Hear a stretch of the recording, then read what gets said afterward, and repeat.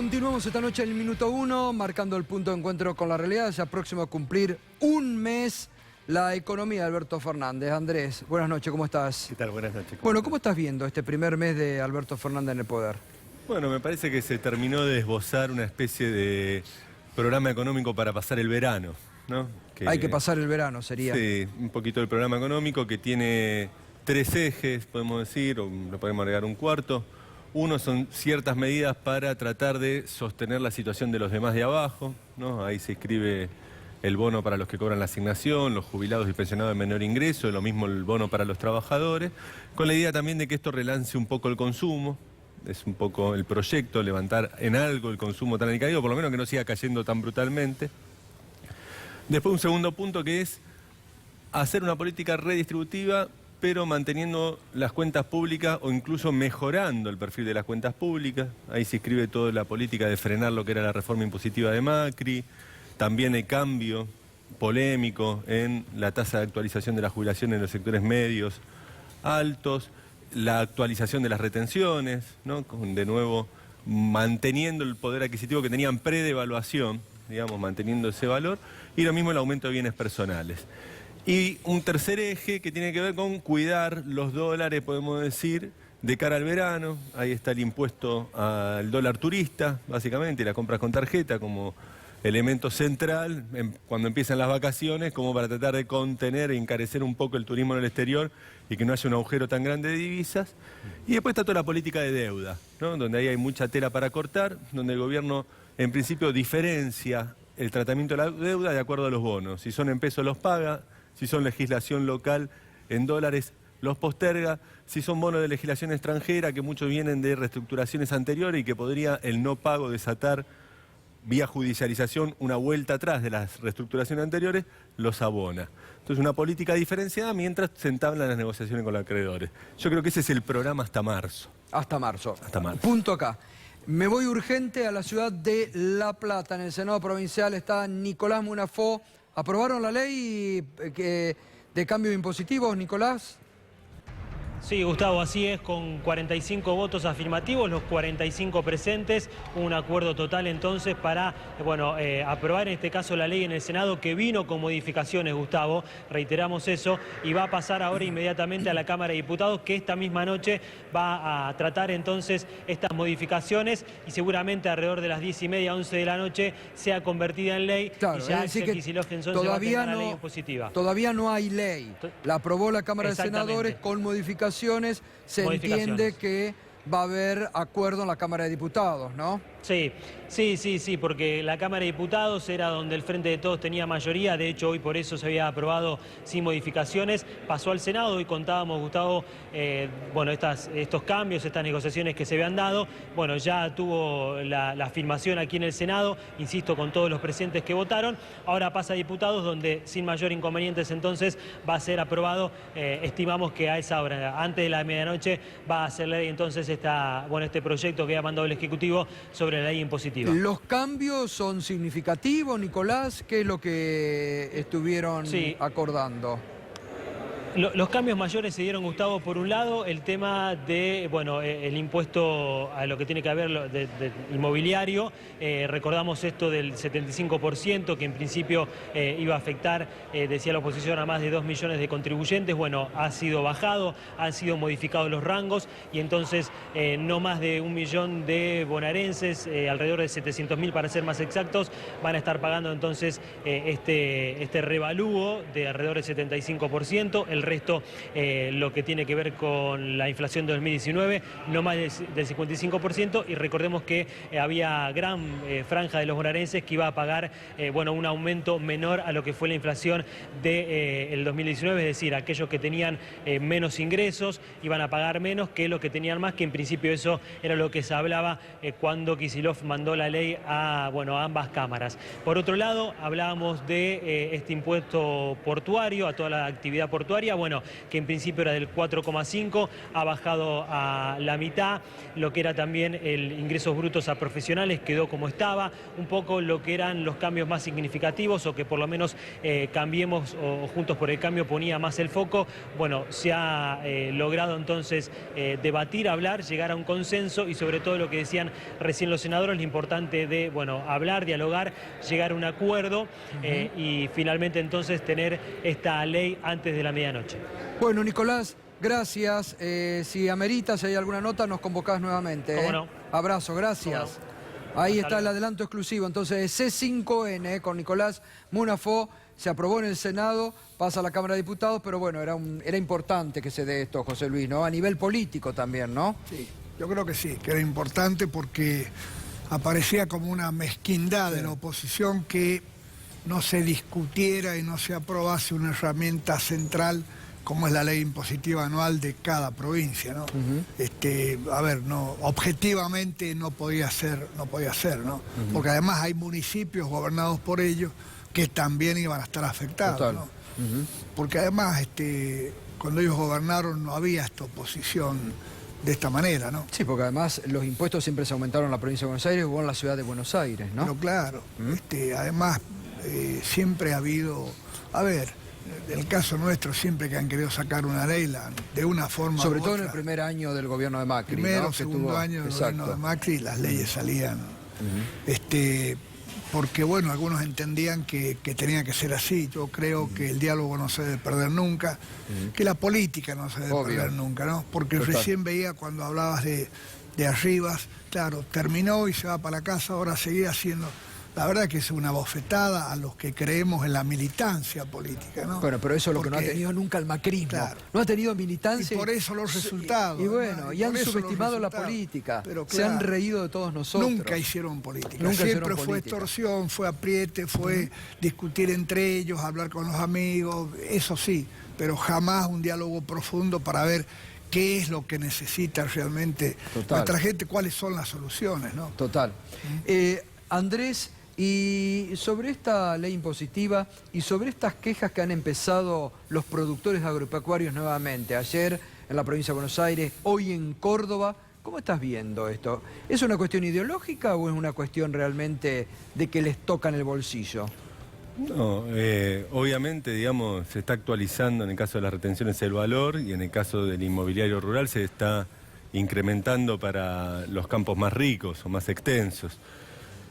Hay un interés económico en juego, claramente, pero también hay un mal acostumbramiento de un sector económico. Pensemos que la provincia de Buenos Aires tiene las tierras más ricas del mundo, y cuando si uno ve la contribución que hacen impositiva a la provincia, es una vergüenza.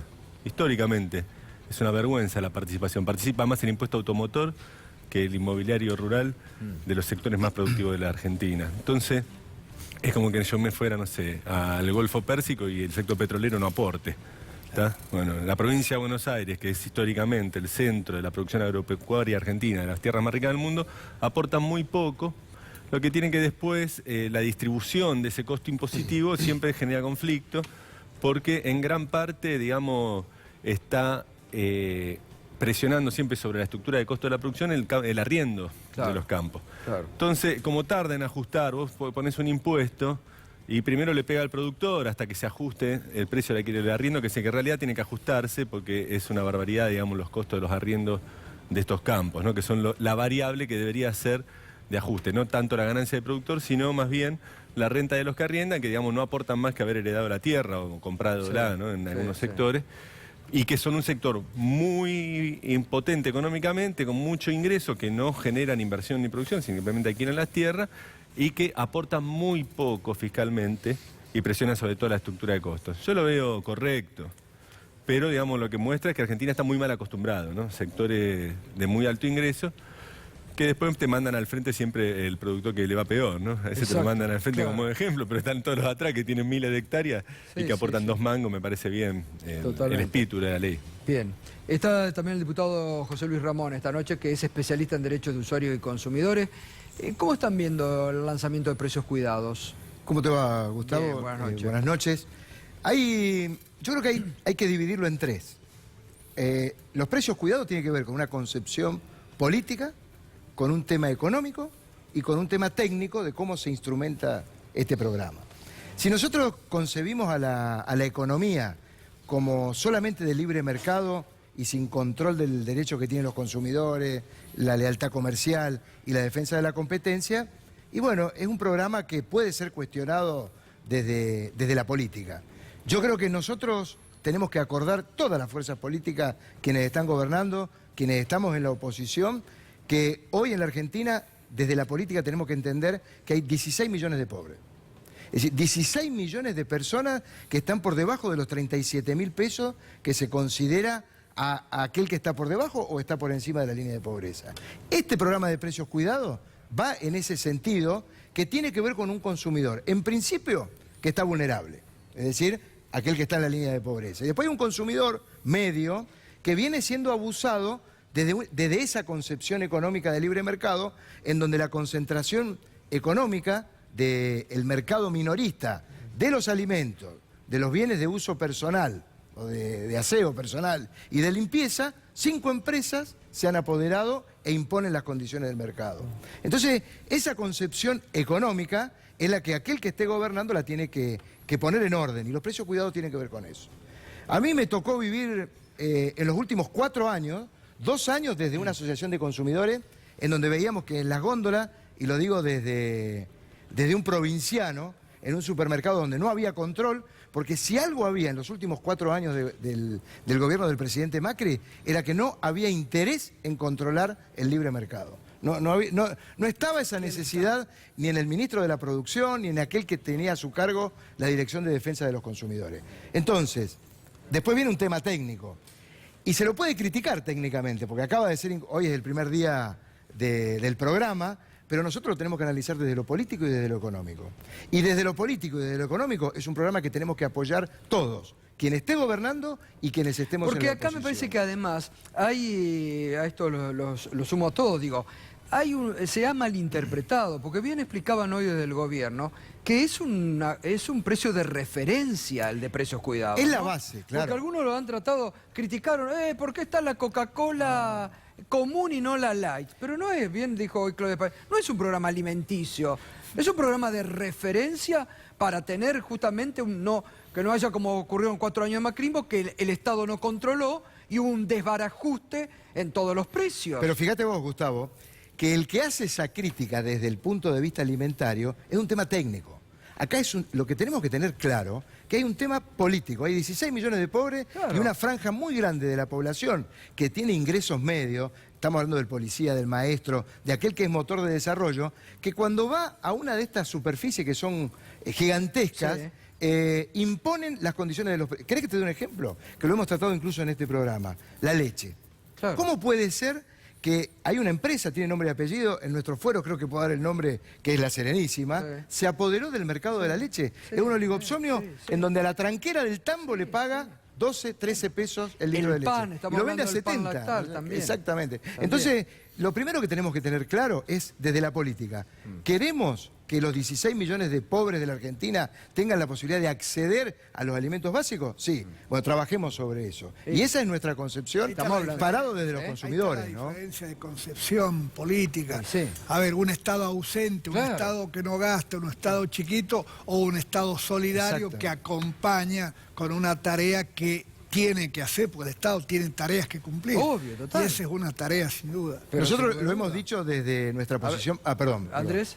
Sí, a mí me parece que precios cuidados es una política, como decían, para orientar los precios dado la concentración de los mercados, ¿no? Como no existe una competencia real, el Estado interviene tratando de moderar para que no haya desvíos especiales. Obviamente no es una política que va a terminar con la pobreza, porque los precios siguen siendo altos, digamos, son los precios de referencia, sí, de referencia. Sacando cosas, no es una política contra la pobreza, tampoco contra la inflación, pero sí para cuidar un poco el bolsillo. Y después me parece que los debates sobre las gaseosas y otras cuestiones me parecen debates válidos, digamos. Son discusiones que no objetan la política, sino que es un debate si tiene que ser una política exclusiva de precios o también orientar los precios con una política de salud.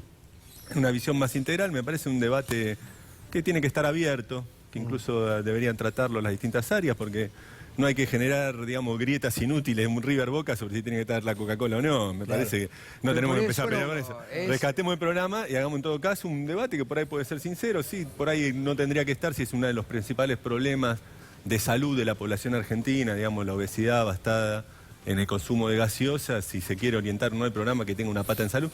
Me No, parece pero un debate válido. ir por ese lado de las gaseosas es ir a tratar de bajarle el valor que tiene el programa. Y acá en esto tenemos que ser claros. El programa tiene que tener un valor que tiene que ser política de Estado de todos aquellos que formamos parte de la política. Sí, pero me Oficialista parece, no, ¿no es me parece cierto? que tampoco hay que, en esa concepción, un programa de la política, no sé qué, no hay que generar divisiones inútiles. Alguien Claro. puede jugar interesante el programa y puede decir, mirá, a mí me parece que esto no tiene que estar, tiene que estar Veamos. con otro. Es Veamos. opinable, ¿cómo nos vamos a Veamos. estar peleando porque alguien opina eso? Exacto. No tiene Bueno, pero sentido. tengo dos cosas. Desde porque- la política no tiene Sí, sentido, sí, sí, sería está un claro. absurdo político. Y desde el otro aspecto, desde lo técnico, hay un tema que hay que tener en cuenta. Que el programa necesita de control. Y hay una pata de la mesa que está el gobierno, están las empresas y tienen que estar las asociaciones de defensa del consumidor, que son aquellos que pueden controlar de Bien, a verdad. controlar, y bueno. Exactamente. Porque la app, hay que tener Y claro los esto. sindicatos de Sindicatos empleados de también, comercio. exacto. Esos son un actor clave. al Pero menos es nosotros creo que fundamental un el actor control clave. acá. Es la base. Es fundamental, la es lo base. que decía José Luis. Si el Estado no controla, ¿eh? Por eso, ¿cómo te va, Gustavo? ¿Qué Por tal? eso generaron, déjame Juan meter Pablo sobre... Chiesa te estaba por introducir, pero Perdón, sumate que ¿Cómo te va, también. Gustavo? No, es un programa que habla de la previsibilidad y sobre la referencia de los precios. Pero la parte importante es la operatividad, la fiscalización. Yo me bajé la aplicación, recorrí supermercado, la aplicación funciona, tiene su defecto como cualquier aplicación que recién empieza, pero lo importante es poder comparar, y acá lo técnico para la gente, es el precio de góndola y el precio de caja. Porque mucha gente va a la góndola, agarra un producto con el precio X y cuando va a la caja se encuentra con otro precio. Ahí juega el factor vergüenza o el factor estoy apurado, Claro. se lleva el producto y es publicidad engañosa. Eso tenemos que combatir los supermercadistas, los sindicatos y los empresarios para jugar con la operatividad de esos controles. Eso el gobierno Mauricio Macri generó un descontrol porque vos ibas a un supermercado grande y encontrabas, por ejemplo, las leches, que hay 14 marcas, Son todas de encontrabas dos marcas principales y las más grandes, las accesibles al fondo o abajo, que una persona de edad avanzada no puede agacharse, no puede llegar. va con el Eso es doble un cintura. despelote. Bueno, pero ahí es necesario también la ley de góndola. Exactamente. Es fundamental la ley de ¿Y góndola. qué está? Pero en el Senado todavía no la trataron, José No, Luis, ¿no? bueno, pero creo que ¿Eh? está en agenda. Está Se en puede llegar a agenda. tratar en extraordinaria la ley. Sí, de sí. góndola. Bueno, pero es está en agenda fundamental. extraordinaria. Sí. Está- Vos sabés es que fundamental lo de la ley de en el caso góndolas. nuestro tuvimos una participación importante en la ley de góndola. Llevamos adelante el proyecto de un supermercadista Fera, Sí, sí. que el hombre es de Sí, Maxi sí, Consumo. vino acá Bueno, varias veces. el bloque nuestro llevó adelante ese proyecto de ley de góndola. La ley de góndola es parte de ponerle control a estos 5 que se apoderaron del mercado al no haber defensa de la competencia. Entonces, a los senadores nosotros le tenemos que pedir encarecidamente que en estas extraordinarias, creo que ya está en la agenda del Está Senado, fijado, sí. se sancione la ley de góndola. Porque, viste como decía al principio, tiene que haber defensa del derecho de los consumidores, la lealtad comercial y de la defensa de la competencia. Yo, la verdad que en este mes de gobierno creo que pareciera ya una eternidad, pero hay un gobierno que está proactivo, me parece, ¿no? Se lo ve. Me parece que todos estamos... Ahora, no entiendo debates que se intentan. Yo estos días que no estuve, que estaba en el Vaticano, pero que seguía, leía que estaban discutiendo si el aumento dispuesto por ley podía mover o no la economía. ¿Es guita en el bolsillo o no? Es ¿O me plata- equivoco? Es plata en los bolsillos. Mira, la semana de los jubilados, que yo lo hablé con vos en la radio Sí. porque le robaron el Banco Piano y el Columbia, Sí, le robó sí. plata a los jubilados. Aumentó Otros bancos la- también, ¿eh? ¿Eh? Otros bancos también. El Banco Superville también. Yo doy No, fe de le eso. cobraban cuentas de créditos 0.3% aumentó la economía doméstica de los jubilados sin las góndolas. El aumento de los privados. Hoy escuché colegas laboralistas que defienden a grandes terratenientes que dicen que ahora el aumento de los privados genera una ruptura en la negociación colectiva. Eso es un error. ¿Sabes por qué es un error? Porque este gobierno, y no lo veo desde la época de Carlos Tomada, de que por fin va a abrir 400 negociaciones colectivas y los básicos convencionales, como bien dijo Moroni, que dijo pastelero, sanidad, comercio, que son, a ver, el básico de ¿Cuánto era el básico de ¿Sabes cuál eso? es el básico más bajo de pasteleros? 22.000 pesos. Un maestro pastelero gana 37.000 pesos. Cuando un aceitero gana 54 a 74. Este programa, este aumento, y no es un bono, dejemos de decir que es un bono, porque es un incremento de salario. A cuenta. ¿Por qué? A Si cuenta, además.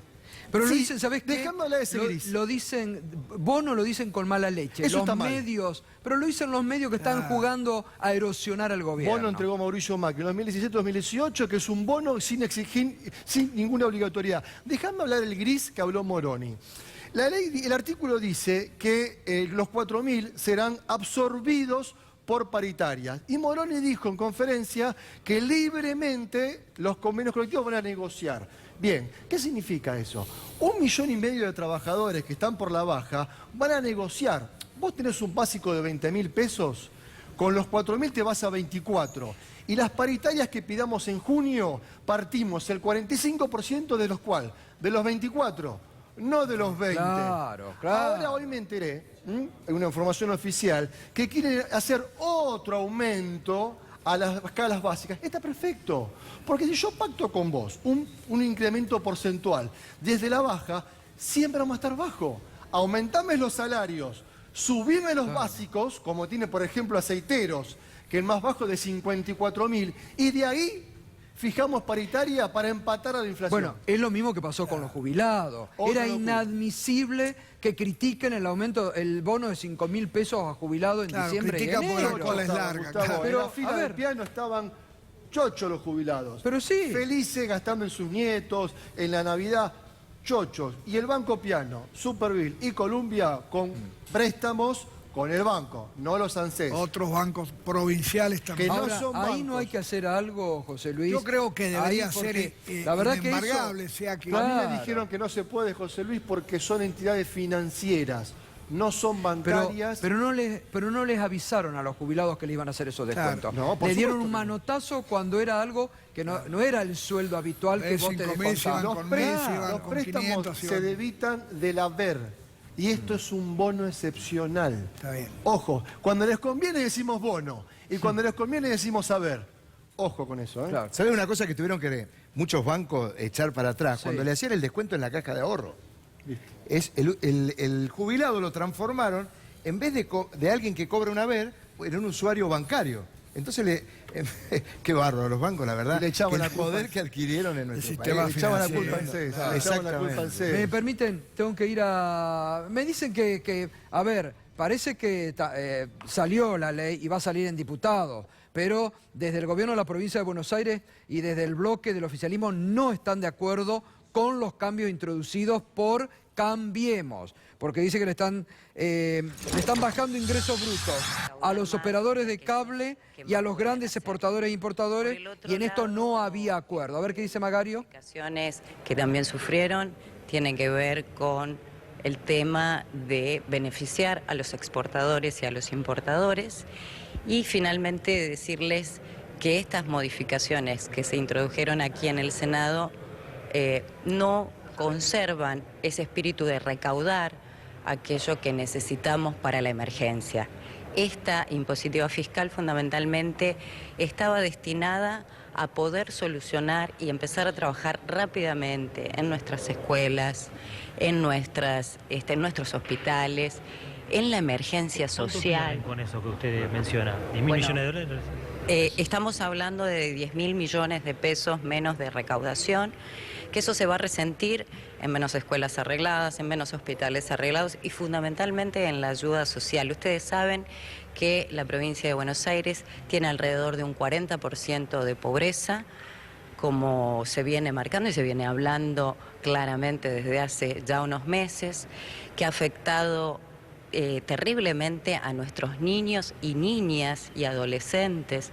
En el conurbano tenemos aproximadamente un 63% de los niños y adolescentes que están bajo la línea de pobreza. Entonces, claramente, aquella ayuda social, aquellos acompañamientos... Bueno, ahí justamente estaba diciendo Magario lo que yo le... Cambiemos, porque otra vez Cambiemos vuelve a la lógica de favorecer al que más tiene. Cambiemos está favoreciendo al que más tiene.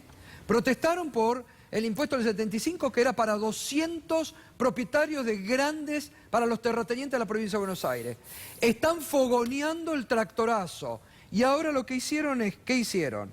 Bajaron ingresos brutos a los operadores de cable y a los grandes exportadores e importadores. Otra vez Cambiemos favoreciendo a los de su clase, a los que más tienen. Lo van a dejar pasar, introdujeron los cambios por secretaría, lo van a dejar pasar porque necesita la ley el gobernador y van a después tratar de condenar. Ojo que diputados pueden insistir, diputados pueden insistir. Sí, pero no quiere, necesitan ya la ley, entonces van a aprobar. Ya volvemos, ¿eh?